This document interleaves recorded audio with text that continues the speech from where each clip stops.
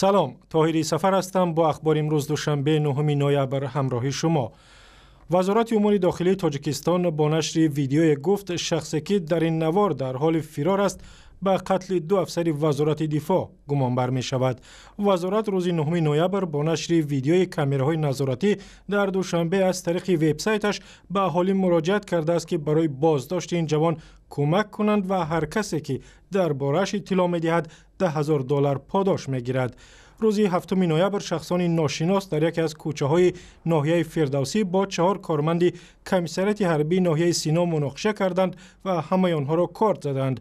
در نتیجه 2 افسر کمیسریات پولاد میرزوف و حمزه نصیبوف به هلاکت رسیدند. برادر حمزه رستم نصیبوف در صحبت با رادیو آزادی گفت حمله به افسران به ابله یا دعوت اجباری به ارتش ارتباط ندارد و افزود برادرش با پای خود تا به شفاخانه رسیده است.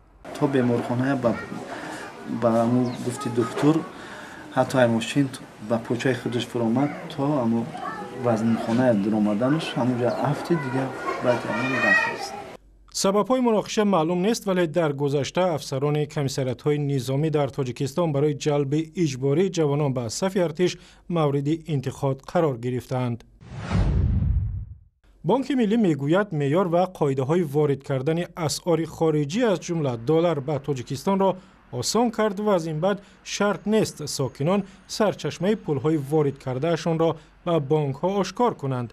بانک ملی با نشر بیانیه رسمی در وبسایتش روز 9 نوامبر گفت هدف از قبول دستور نو فراهم کردن شرایط مساعد برای جلب سرمایه داخلی و محدود کردن گردش غیر رسمی اسعار خارجی در تاجیکستان است. بانک‌های داخلی موظف شدند که موافقان من بعد تمام مبلغ‌هایی که از جانب اهالی پیش می‌شن برای پسنداز، یعنی که پر کردن حساب‌های جاری خود در بانک‌ها به محدودیت قبول کردند.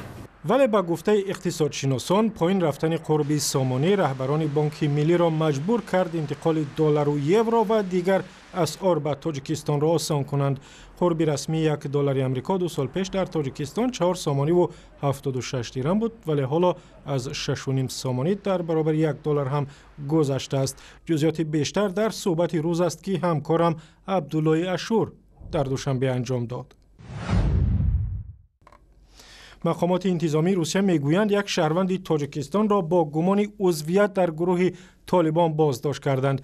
در این باره روز 9 نوامبر در دفتر مطبوعات ریاست امور داخلی ولایت سوردوفسکی روسیه به رادیو آزادی خبر دادند. با گفته مقامات اسلدین نوروف با درخواست مقامات تاجیکستان دستگیر شد و مسئله استرداد او به دوشنبه بررسی می شود. بنا به گفته مفتشان اسلدین نوروف در یک مدرسه مذهبی ایران تحصیل کرده است و از سال 2010 در مرز پاکستان با افغانستان همراه با جنگجویان طالب با زیر نیروهای حکومتی می جنگیده است.